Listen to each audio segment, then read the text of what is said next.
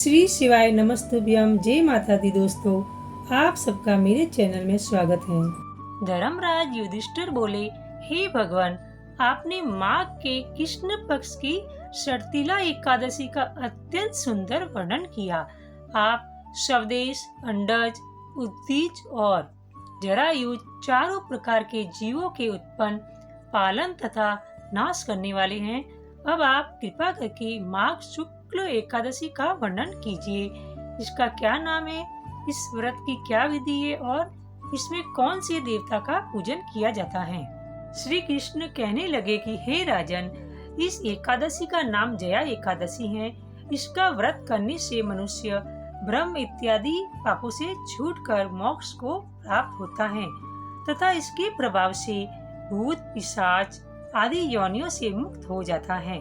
इस व्रत को विधि पूर्वक करना चाहिए। अब मैं तुमसे पद्म पुराण में वर्णित इसकी महिमा की एक कथा सुनाता हूँ।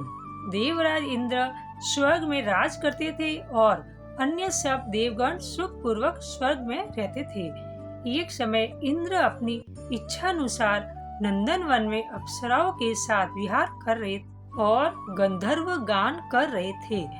उन गंधर्वों में प्रसिद्ध पुष्पदंत तथा उसकी कन्या पुष्पवती और चित्रसेन तथा उसकी स्त्री मालिनी भी उपस्थित थी। साथ ही मालिनी का पुत्र पुष्पवान और उसका पुत्र माल्यवान भी उपस्थित थे। पुष्पवती गंधर्व कन्या माल्यवान को देखकर उस पर मोहित हो गई और माल्यवान पर काम बाण चलाने लगी। उसने अपने रूप, लावण्य और हाव भाव से माल्यवान को वश में कर लिया। हे राजन, वह पुष्पवती अत्यंत सुंदर थी। अब वे इंद्र को प्रसन्न करने के लिए गान करने लगे, परंतु परस्पर मोहित हो जाने के कारण उनका चित्त भ्रमित हो गया था।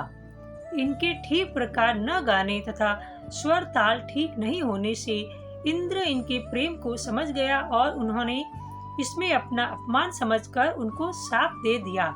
इंद्र ने कहा, हे मूर्खों, तुमने मेरी आज्ञा का उल्लंघन किया है, इसलिए तुम्हारा धिक्कार है। अब तुम दोनों स्त्री पुरुष के रूप में मृत्यु लोक में जाकर पिशाच रूप धारण करो और अपने कर्म का फल भोगो।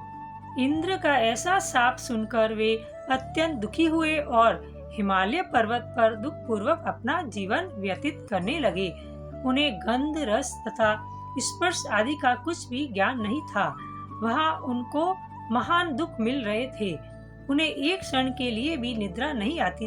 उस जगह अत्यंत शीत था, इससे उनके रोंगटे खड़े रहते थे और शीत के मारे दांत बजते रहते थे। एक दिन पिशाच ने अपनी स्त्री से कहा कि पिछले जन्म में हमने ऐसे कौन से पाप किए थे जिससे हमको यह दुखदायी पिशाच योनि प्राप्त हुई। इस पिशाच योनि से तो नरक के दुख सहना ही उत्तम है, अतः हमें अब किसी प्रकार का पाप नहीं करना चाहिए। इस प्रकार विचार करते हुए वे अपने दिन व्यतीत कर रहे थे। देव योग से तभी माघ मास में शुक्ल पक्ष की जया नामक एकादशी आई। उस दिन उन्होंने कुछ भी भोजन नहीं किया और न कोई पाप कर्म किया, केवल फल फूल खाकर ही दिन व्यतीत किया और सायंकाल के समय महान दुख से पीपल के वृक्ष के नीचे बैठ गए। उस समय सूर्य भगवान अस्त हो रहे थे। उस रात को अत्यंत ठंड थी, इस कारण वे दोनों शीत के मारे अत्यंत दुखी होकर मृतक के समान आपस में चिपटे हुए पड़े रहे थे। उस रात्रि को उनको निद्रा भी नहीं आई।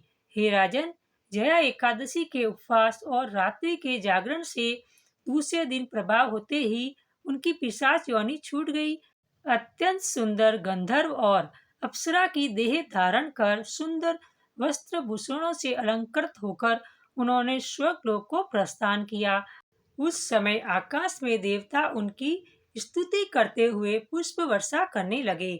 स्वर्गलोक में जाकर इन दोनों ने देवराज इंद्र को प्रणाम किया।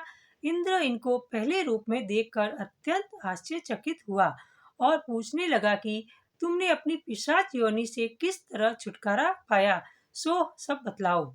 माल्यवान बोले कि हे देवेंद्र, भगवान विष्णु की कृपा और जया एकादशी के व्रत के प्रभाव से ही हमारी पिशाच देह छूटी है तब इंद्र बोले कि हे माल्यवान, भगवान की कृपा और एकादशी का व्रत करने से न केवल तुम्हारी पिशाच योनि छूट गई, वरन हम लोगों के भी वंदनीय हो गए, क्योंकि विष्णु और शिव के भक्त हम लोगों के वंदनीय हैं।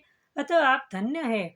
अब आप पुष्पवती के साथ जाकर विहार करो। श्री कृष्ण कहने लगे कि हे राजा युधिष्ठिर, इस जया एकादशी के व्रत से बुरी योनि छूट जाती है। जिस मनुष्य ने इस एकादशी का व्रत किया है उसने मानो सब यज्ञ, जप, दान आदि कर लिए। जो मनुष्य जया एकादशी का व्रत करते हैं वे अवश्य ही 1000 वर्ष तक स्वर्ग में वास करते हैं। आशा करती हूँ कि आपको मेरी वीडियो पसंद आई हो तो लाइक शेयर जरूर कीजिए, और अगर आप मेरे चैनल पर पहली बार आए हैं तो सब्सक्राइब करना ना भूलें और बेल बटन को प्रेस करें। इससे क्या होगा कि मैं जो भी नई वीडियो अपलोड करूँगी उसका आपको नोटिफिकेशन मिल जाएगा। तब तक के लिए जय माता दी दोस्तों।